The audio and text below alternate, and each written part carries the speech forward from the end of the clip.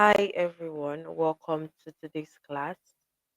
Good morning, good afternoon, good evening. It's good to have you all here.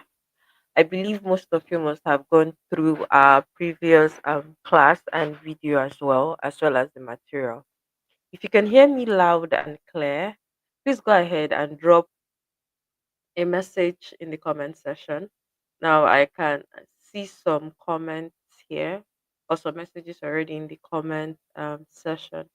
So welcome Esther, welcome Emmanuel, welcome Hassan. I have Taiwo here. Esther, no, Taiwo, you're not late. So I think we're kicking off right about now. I believe everyone can hear me all good. So you can hear me loud and clear. So last week we started off with introduction to UI UX design, what UI is, what UX is. And then the illustration given was the architect and the interior designer. So I hope everyone remembers that.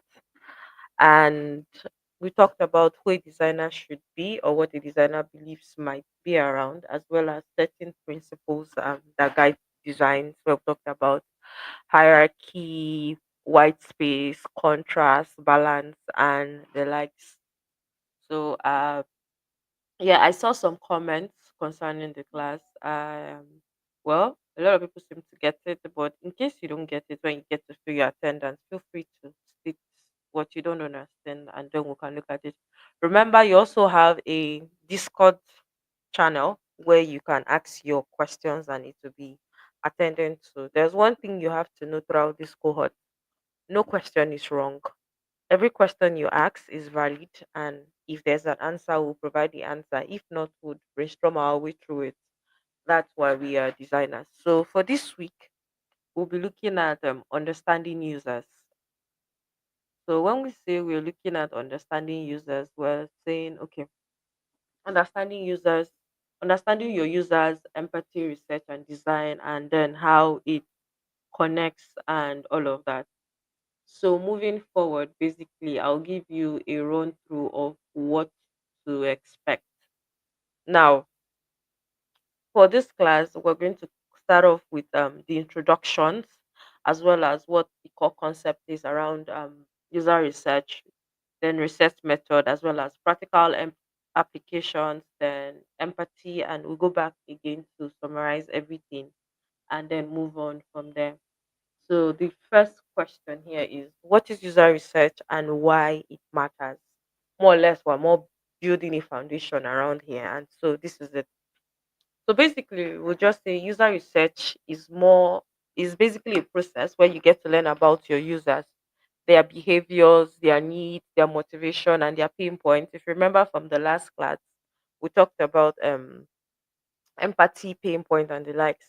For you to build something for a user, you have to understand all of this that we just mentioned, their needs, motivation, pain points, and through the observation, know what to do and how to help your users. I think something I put here is think of it as design with your eyes open and not just from your head. Why we say this is that now, you might have certain ideas in your head that you feel should work, but if you tend to look at the design with your eyes open and not just from the idea you have in your head, you would most likely see that what you have in your head might need a bit of modification and might not work the way users would assume it would work. I know last week I said if we're to use a mug, for example, a mug has a hand because if something hot is in it, you can't pick it up just like that. It's going to burn your hands, but you use the handle. But in cases where you put something cold in it, you can easily pick it up. So the person who obviously, let's just say, the person who created it thought of it as when you put something hot in the mug, and that's why that handle was prevalent. But he also might not have considered the fact that users might consider putting something cold instead of hot in it. So now, why does user research matters? I think user research matters because it validates ideas. Like, you're not just guessing.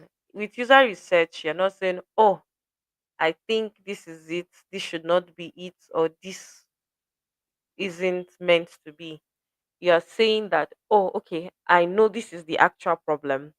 If we are building an e-commerce website, we're not just building a normal e-commerce website for everybody, Probably we're building one for a construction company, and if you want to build your houses, this is what it is. So you're now validating your research because you must have carried out a research to find out if this is what people need at that point, or if this is what a particular populace list needs. Then another thing here is it saves your time and money. The minute you identify the problem or the issues that you have to build a solution to, it just saves you time and energy. Because at this point, you know that I am not moving in circles for whatever that is being solved. I'm looking at the main thing here. This is what we are building. We are building an e-commerce for construction. Those in construction, they should be able to list their items, and people who want to build should come here. So this is it. You just mapped out what you're to build, and that is that. Then another thing is improves usability.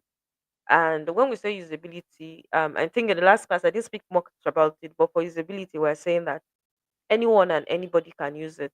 Colorblind, normal eyesight, normal vision, short-sighted, long-sighted, no matter their impairment, they should basically be able to use it. So when you're building a product, you have to consider usability, because when products are very friendly, user friendly and intuitive, it's easy for someone to navigate on that website. Like basically you're not making them think.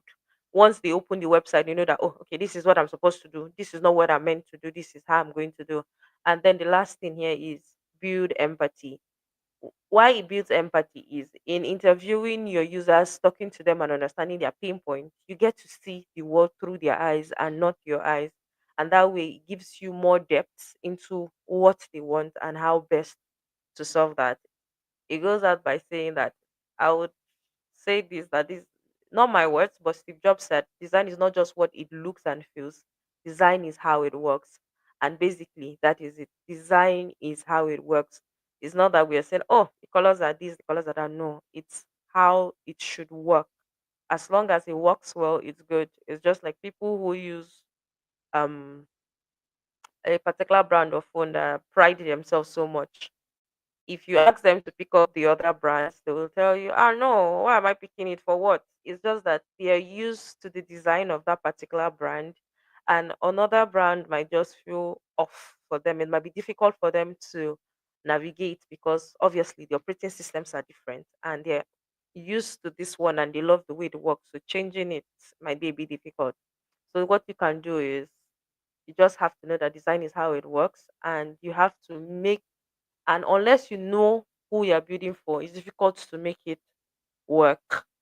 So we are still going on to talk about the major types of user research. For user research, we have two types of user research. We talk about the qualitative and then the quantitative user research.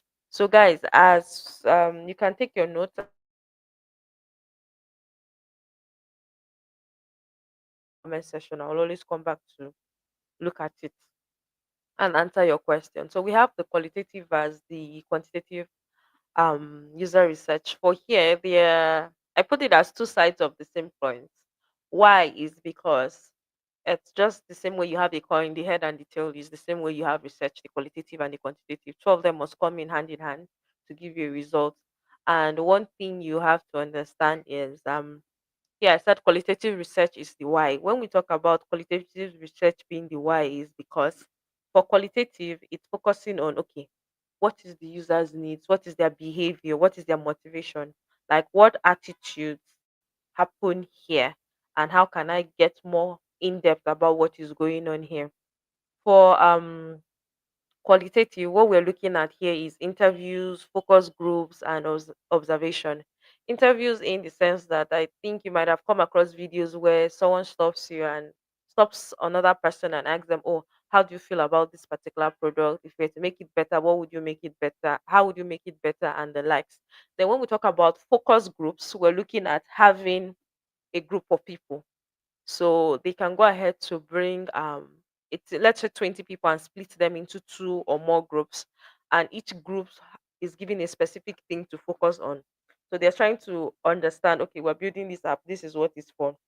These are the people that say they need this app, and then I'm getting everybody that falls into this category of needing this app here, and I'm splitting them and showing them different versions of this app. The major idea here is to watch how they interact with the app without certain features. A particular group might be given a feature, while another group might have a feature omitted, and like that. That's just the basic way here to understand. And then we have what we call observational studies. I think in the last class I talked about car. Before that car was made, obviously they had studied how drivers drive and gotten details and all of that. Who handles these things to understand how they work is observational studies. It's just the same way data is being fed to the AI.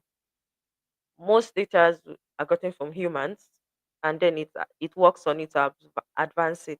So you study them and get, okay, this is how they react to this is how they wouldn't react to this is how they will turn around, and this is how we should build a case around it.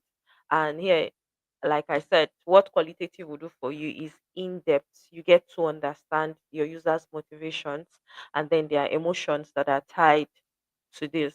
Then another thing here is the quantitative. Now, for quantitative is more data focused, it's more number based, it's more statistics based in the sense that we're looking at patterns. So we're looking at what the numbers are saying. Now, you might come out to say, oh, a large number of people have left Facebook, for example, and then we have the younger generations focusing more on TikTok. But one thing is that if we pull out data, and for whatsoever reason, data shows that Facebook has more people than TikTok, it means that that is what stands and not what is being assumed by the world. Because at the end of the day, data is what really matters. And there's something I say, numbers don't lie. So if you look at your numbers, you might be able to tell what is off. And that is where qualitative research come in. Here, like I said, what methods fall under the quantitative here is we have things referred to as surveys, questionnaires, A and B testing, heat maps, analytics, and usability metrics. For surveys, I know that most times when you're using a particular app, a survey might pop up and then you're asked to take it. It's then by choice if you want to. They're not self-imposing it. And then we have other people who do surveys by paying people to take their surveys so that they get actual answers. And there's what we call A and B testing. Now, for A and B testing in UX, it's more or less having the same app or the same website, but what you do in this case is you make changes to both of to the app. So we have the same app. So one might be colored red and blue for the primary colors, and maybe small a little thing might be tweaked, and the other one it might just be the original thing. Why we do that is you're putting the two out there and allowing people test it. So the one that does better is classified as fit to go into the market, while the other one that doesn't do so much is taken out. So we're just trying to identify, okay, which one is actually solving the problem. Even though they are the same, they have slight changes. But most people might notice, most people might not. But the one that people tend to work with more is what stands the test of time. Now, for heat maps, we have certain apps that do heat map. What a heat map will show is if a website is published and then you run it through a heat map, it will show um, places users are likely going to use more, see more, and places that are hidden. And if there's something that the company wants to show, or the let's just say company or business wants to show more, the designer might have to go back and make adjustments so that the users see it well. And then we have the usability metrics as well. So for here, basically, quantitative research is used when you have large data and then you're trying to validate certain assumptions. So you're trying to find a trend, you're trying to find frictions and all of that. You go ahead to use qualitative because if you will go with qualitative, it likely might not give you what you want because it's going to take more time on like qualitative. Qualitative is just push it out there, get the data back, sort it out, and let's pick out patterns. And the pattern that works well is where we go with. So it's just like saying, okay, if I am going to, if we throw out the question now, I would say, how many of you have heard about Lunacy? It's a design app basically. Or how many people have heard about Lunacy? Then then next question I would ask is, how many people have heard about Figma or Adobe XD? So if you've heard about Lunacy, go ahead and type Lunacy. If you've heard about Figma slash Adobe, go ahead and type that. Let's see. This is just a random test basically, so that we know how many people have come across this, and that's that. So all right. Drop it in the comment section so that I can see it. So I'll just give like 1 minute for that. Okay, Figma Adobe, one person. Who else? Who else? I believe we're more than 20 on the call. Figma Adobe XD, yes. So I believe I should get at least 10 response. Okay. So this is just three responses. Guys, you're basically being keyboard warriors, so you don't have to speak. Should be easy. Okay, now a couple of people here are saying they have heard about Figma and Adobe XD. Yeah, somehow nobody has heard about Lunacy, and no controversy intended, but at times I tend to feel like Lunacy can rival Figma at any time. But that is my opinion, and if I come out to say I want to go with that data with the group of people I have on this class, I would obviously lose the fight because most people here are familiar with Figma and not Lunacy, and then Adobe XD as well. So you see where I'm coming from. That's just the qualitative aspect to that. So next thing we'll move on to is the user personnel. Now we've talked about research, we've talked about the qualitative and the quantitative, we've talked about understanding users' pain points, emotions, motivations, and the like. The next thing you must go on to build in this case is to build a user personnel. Now you might ask me, what is a user personnel? In UI UX, what we refer to as user personnels are basically frictional representations of our users or our target audience in this state. Because in real sense, before we map out our actual target, what we do is create a personnel. And for that personnel, we make them real and relatable to the users we're looking at. So we're saying that, okay, what do I use as an example here? Okay, I'm building, yes, let's go with the construction. I'm building an e-commerce site for construction, for a construction company, because we believe that those in construction don't have much of e-commerce platforms where they would have to just go and buy probably sandstone and whatever they need in their building, or like the rest of the world or the rest of us who just shop normally online. We get anything we want. And so this is more in depth into real estate and people in construction. So our user personal character should be, okay. I have the lady's picture here. Let's say should be let me use a popular name. I'll just use my name, Amaka. Amaka is probably age 24, 25, location Lagos, educational background, a graduate of real estate, job role, a estate manager or estate contractor. Goals is they're trying to build their product and all of that. Frustrations and obstacle is that it's difficult getting to find people that can supply most of these things. You have to go through a chain of middlemen. So if I want to buy sand for a for a house I'm building under a real estate company, it means that I will have to find one middleman who then links to another middleman and then links to the lorry or trailer driver that gets the sand. And that is a long chain, because where you have too many middlemen, the prices go up and you have to settle everybody to get what you want.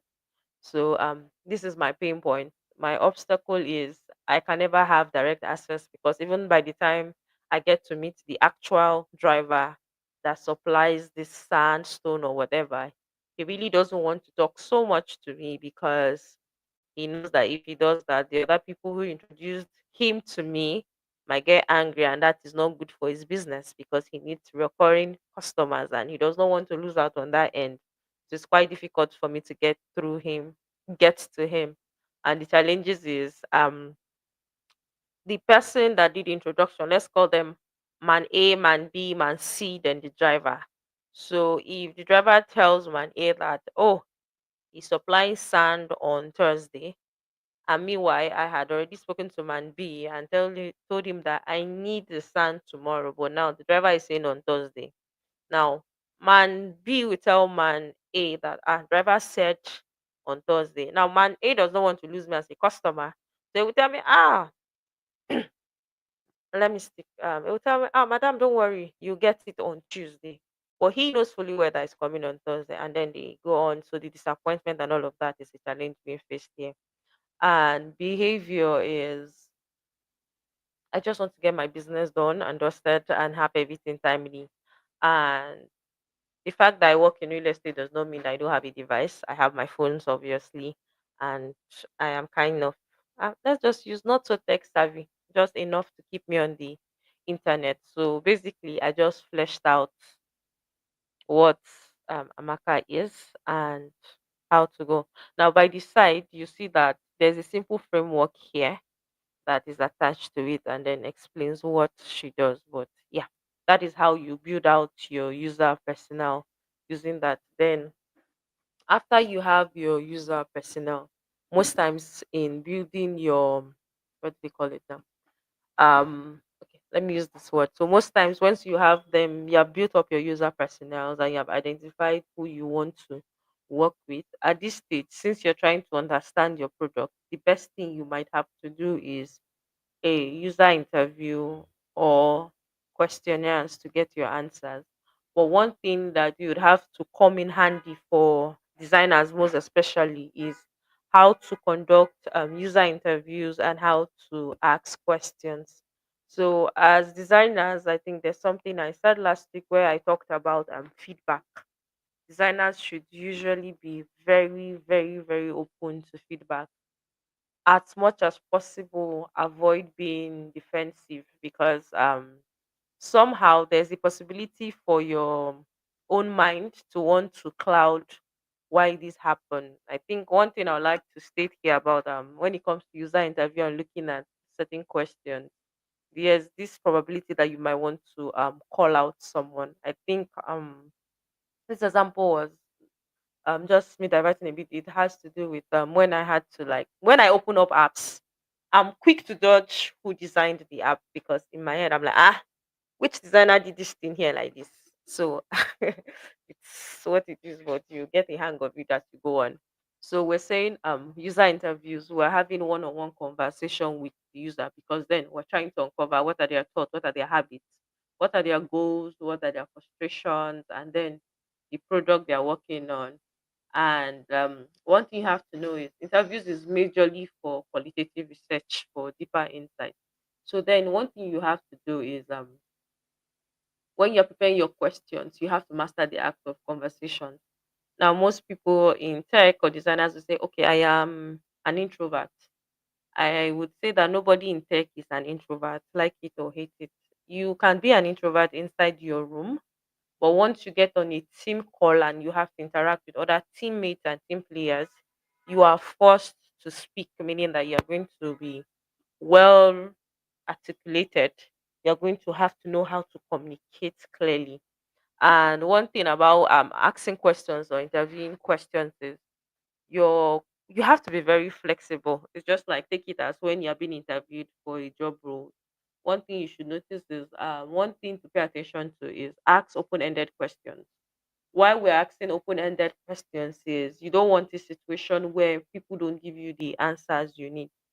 Now, we would have a mini session where we do an interview so that we understand how this flows. But for now, I would say ask open-ended questions. So don't go with yes or no. If I ask you, for example, do you like this clothes? The answer is yes or no. Yes. If I don't go ahead to say why, there's a likely possibility that you might not give me another answer, because the person you're interviewing might just be like, "Oh, you're stressing me. Don't even bother me." But if you go in with a question like, "Oh, I love what you're wearing. Can you explain, like, how did you get it? Do you like the material?" Now what you're doing is you're giving them an open space to answer you more.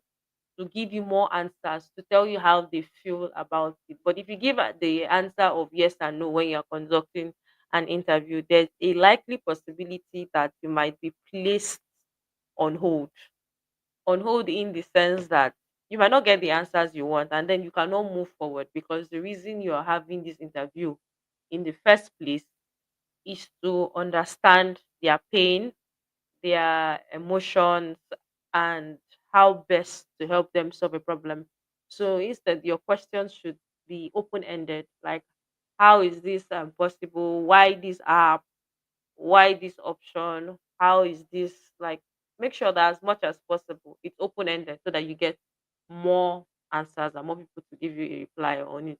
Then another thing to avoid doing is don't put words in your user's mouth if you have to interview them. So when you're asking someone about let's just say business here, they give you certain answers and you're like, are you trying to say no?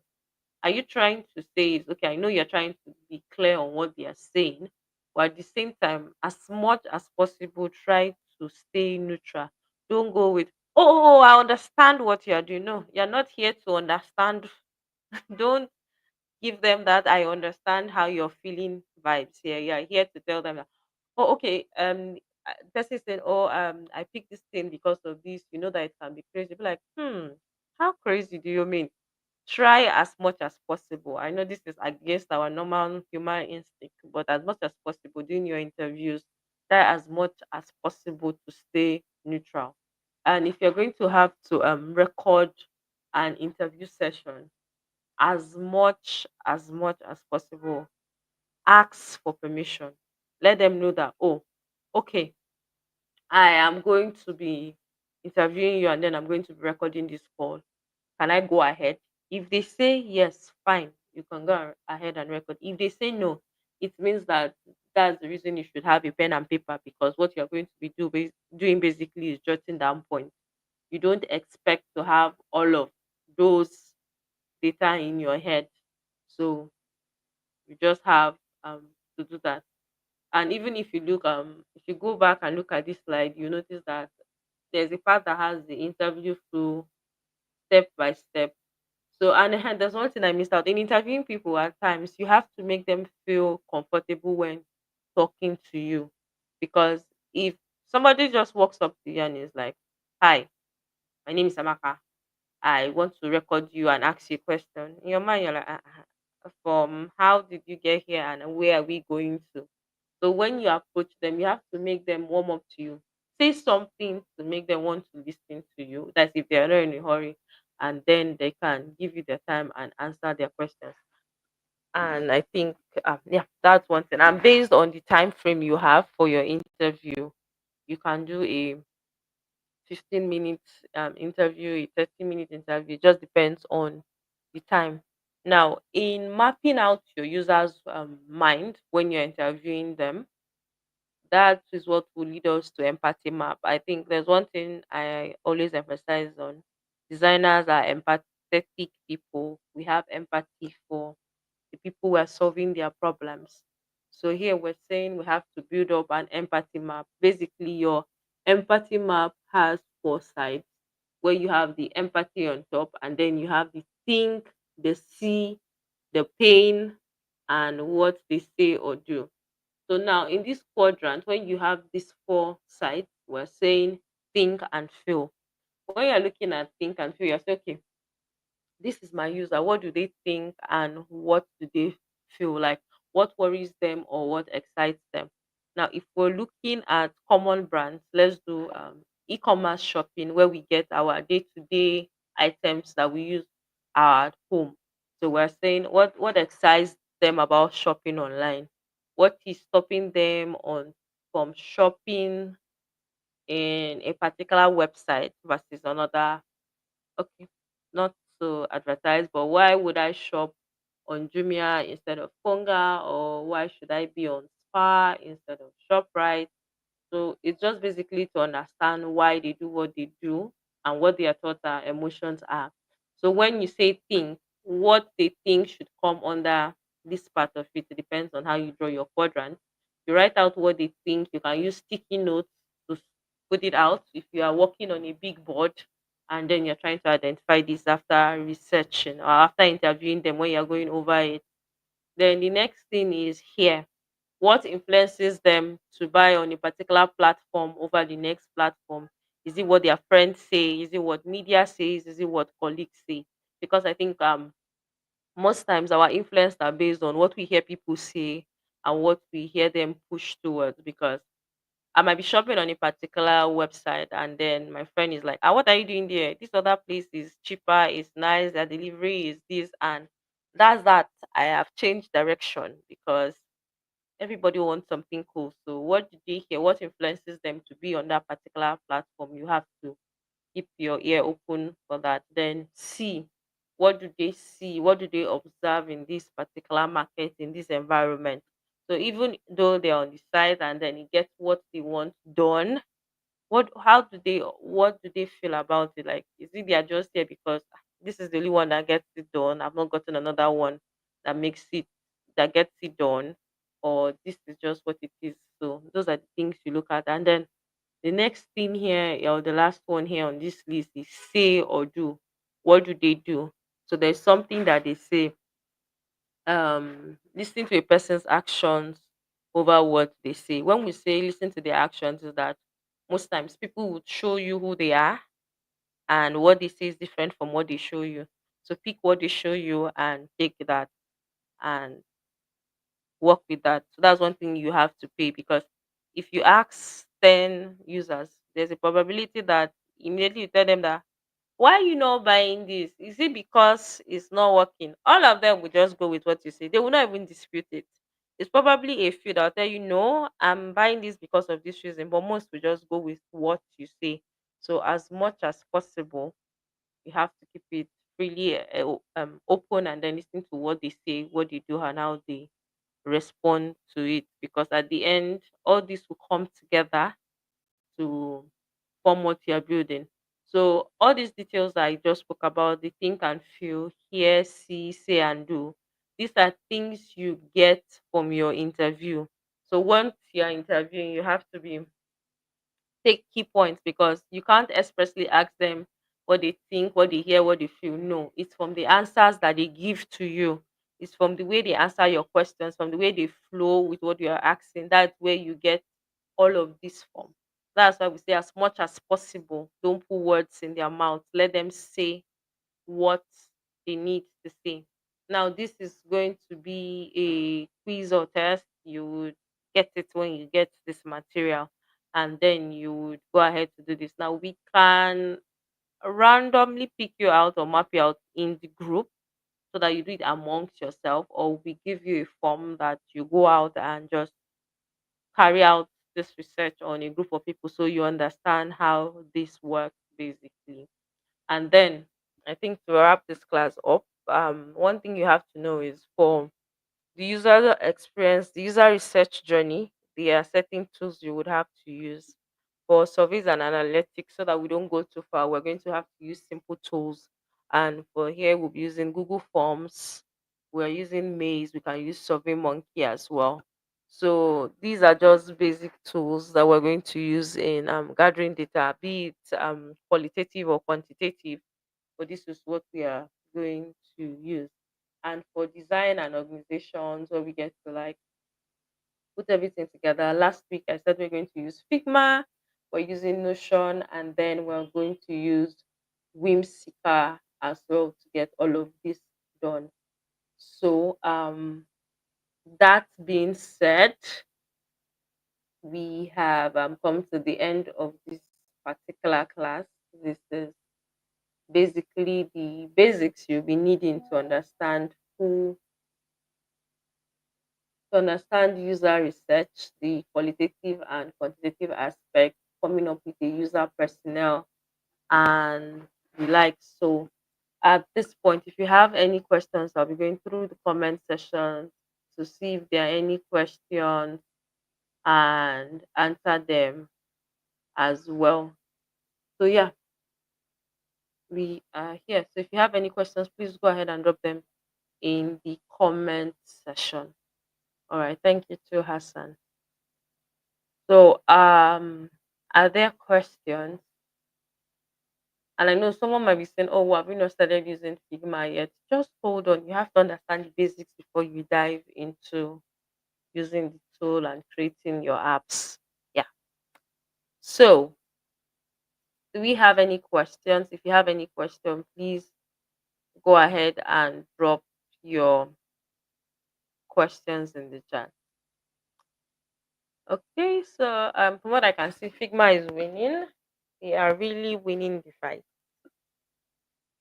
But I still like Adobe though. Adobe was cool, or is cool, but Figma is cooler. And Luna stays coolest. That's if there's an English like that. Okay. All right, guys. You have a couple of minutes to drop your questions. So should we do a countdown? If there are no questions, then I would say okay. I'm seeing this particular question here saying how close should we get with users? Should we keep it strictly professional, or should we try to develop a slight bond with the user? So when interacting with your users, as much as possible, try to keep it professional. Now, the idea is not to have let's say the idea is just keeping it professional, because if you try, your bond should not be something it should- okay, let's say small bond. I don't know how to put it, but as much as possible, just keep it professional. Make sure that your bond is developed in such a way that it does not raise bias with your users. Like, they don't want to tell you things because they're like, oh, if I tell him this thing now, it's not going to be like, I don't want to spoil the relationship. Your interaction with your users should be as professional as possible, so that they have this open mind, more like a we listen and we don't judge scenario. They're just telling you that we listen and we don't judge, so they can tell you how they feel. They can tell you, oh, this is why I like this is why I don't like this, and this is it. So that is the type of bond that should exist, that they just know that okay, anything I'm telling this person is because they want to make it better, and that is that. Just like when you say you cannot lie to your lawyer, because if you lie to your lawyer, you end up in prison, and you can't lie to your doctor because if you lie, you might end up dead. So one of something like that, but just keep it in a situation that they would be open enough to tell you how they feel about it. Now, for the materials, they'll be dropped in your different channels on Discord. So you can just go to the resource channel on Discord and you get your material. So this next question is saying which is more effective between online and offline survey? Now that depends on the data you're trying to gather. For effectiveness, possibly the online survey. I will say that's from my personal point of view. I say that because a lot of people are with their mobile phones, and in the minute you put an incentive to it and say, okay, you fill this form, this is what you get, they tend to want to help you. And because it's mobile phone, they're scrolling, they see something they like, why not go ahead and fill it? So you might get more people fill your form than an offline survey. Now, for offline survey, at times it might do well than an online survey. That's why I say it depends on what you want to achieve. Because if you're saying depending on what for offline surveying, I'm trying to get a perfect example for that. So I'll just go with school projects. We know that most of the offline project the school projects we did, they were majorly offline, and then you were asked to go and interview people. Now the act of walking around, asking them to help you and all of that, that's a bit tricky, and you might just end up feeling it by yourself. So it depends what is to be achieved at the moment and how best to go about it. Yeah. So that is that. But if you're doing something like what did they call it? Census, an offline survey is the best. Offline survey is the best. So again, it then depends on what you're trying to achieve. So either of them can play a role depending on what you want to achieve. Yeah. So I hope I answered your question, Taiwo. And I also hope I answered your question, Desire. If it's not clear, you can go ahead and drop it here. If it's clear, let me know. If not, you can also drop it on the Discord channel and then we'll pick it up and discuss there. Yeah. So is there any other questions before we end the class for tonight? I think the attendance should be dropped shortly so that we can start filling it.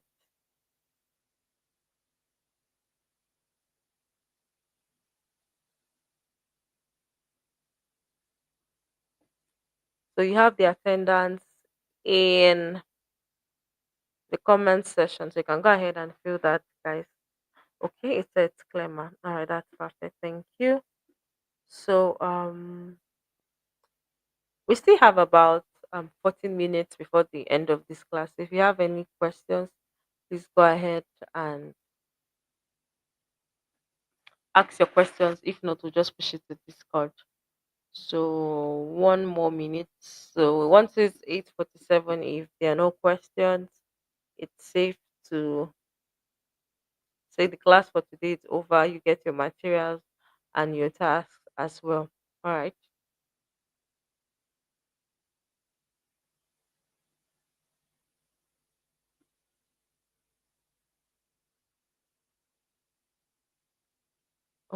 Okay. So while we're doing that, if you're yet to follow the channel on YouTube, please go ahead and follow the YouTube channel so that that way you get notified once your class goes live and or once the channel goes live, depending on what is on the class that's happening for that day.